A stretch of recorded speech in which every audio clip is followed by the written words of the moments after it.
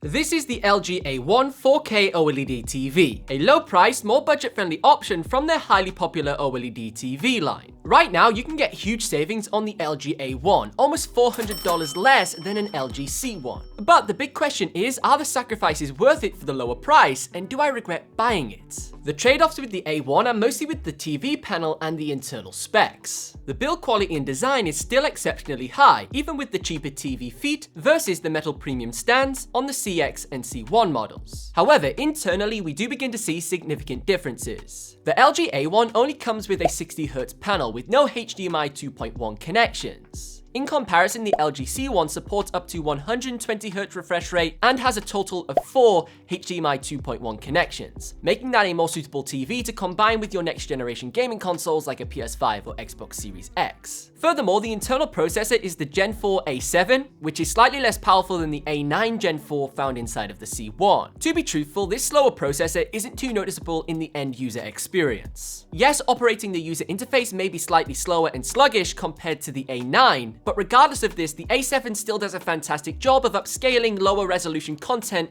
to 4K, and it still provides comparable performance for all of the AI features such as picture AI and also sound AI. Probably the biggest weakness for most people from the A1 is the lower display brightness. You can expect to get around 500 nits of peak brightness when watching HDR content with the LG A1, whereas with the LG C1 you can get around 750 nits of peak brightness when watching HDR content. So if you intend to place this television in a bright living room with a lot of windows, any extra screen brightness is going to be pivotal in that particular situation. Transitioning over to this newer range of LG TVs, I did notice a lot of changes to the user interface. It has completely been redesigned, with the introduction of a range of new features. However, I did notice some very important features to me were missing on the LG A1, such as screen off. This is a feature on my CX, which lets you turn the screen off while letting the audio continue to play on the program you're watching. This can be ideal when you're consuming content that you don't necessarily need to watch, so you can switch the screen off to prevent any burn-in or anything if you're watching the news, and you can still listen to the news